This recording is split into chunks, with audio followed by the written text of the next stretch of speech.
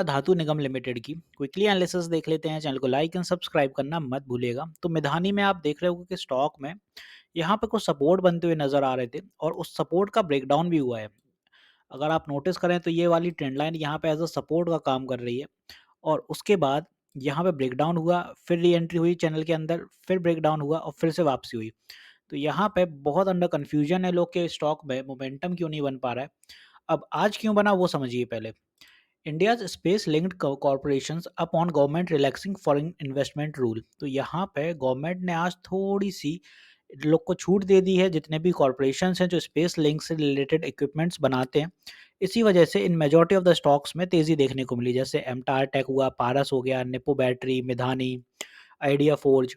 तो मिधानी भी इसी में शामिल है। तो यहाँ पे आप देखें आज जो सेलिंग अपन को देखने को मिली वो रही है 459 के around somewhere here, but sustain नहीं कर पाया उतना और स्टॉक ने क्लोजिंग 441 दे दी। तो साइकोलॉजिकल लेवल सस्टेन होने में दिक्कत हो रही है स्टॉक को।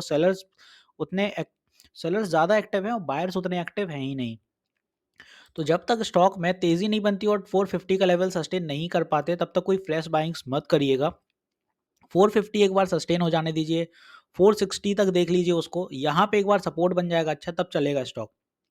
क्योंकि अगर आप देखें ओवरऑल स्टॉक को तो स्टॉक का चैनल तो यहाँ कहीं बन रहा था, ये वाली फॉर्मेशन चल रही थी स्टॉक की यहाँ कहीं, बट यहाँ से स्टॉक ने चैनल तोड़ा और स्टॉक वापस आ गया। क्योंकि यहाँ पे अगर आप प्राइस देखें तो 475 के अराउंड था, फिर गिरा नीचे ये 300 के अराउंड आया, फिर इस यहाँ पे ये अलग चैनल बनते हुए नजर आया और 550 के आसपास यहाँ भी रेजिस्टेंस फेस करी।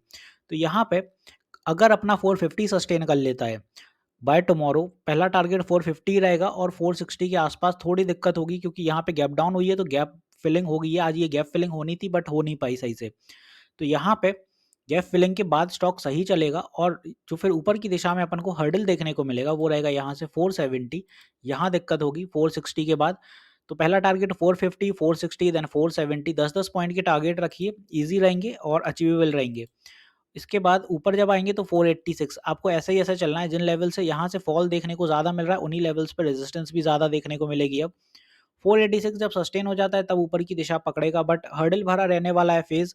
क्योंकि स्टॉक के रिसेंटली नतीजे भी रहे हैं और नतीजों पे एक नज़र डाल लेते हैं, वहीं से आपको समझ आएगा। सेल्स जो इस बार थी वो 252 सीआर की रही हैं।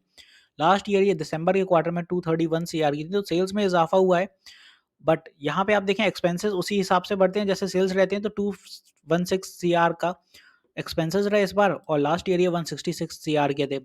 ऑपरेटिंग प्रॉफिट देखें तो 36 सीआर का रहा है, लास्ट ईयर ये 66 सीआर का था, तो ऑपरेटिंग प्रॉफिट में गिरावट हुई। अदर इनकम पे आते हैं तो 6 सीआर, लास्ट ईयर 9 सीआर, तो यहाँ भी गिरावट हुई। इंटरेस्ट की बात करें तो इस बार 9 सीआर, लास्ट ईयर ये 7 सीआर। तो इंटरेस्ट में अभी आप देखें थोड़ी सी बढ़ोतरी हुई है जो कि अच्छा नहीं है।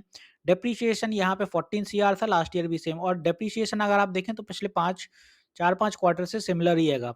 इसके बाद प्रॉफिट बिफोर टैक्स पे जब नज़र डालते हैं तो यहाँ पे 19 सीआर है और लास्ट ईयर 54 सीआर। अब ये क्यों हुआ?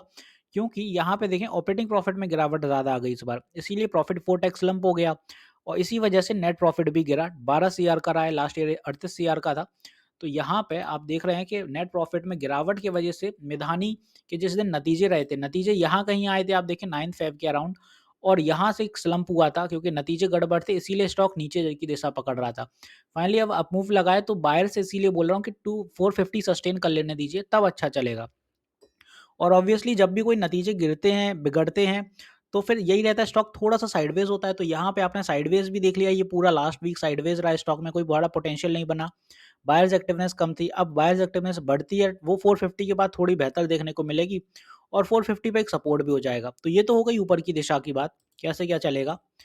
यहाँ पे दूसरी चीज़ जो आपको देखनी है कि स्टॉक में सपोर्ट कहाँ रहेंगे अब। तो बाय टुमारो अगर कोई पुल बैक बनता है तो पहला सपोर्ट 431 होगा। 431 क्यों होगा?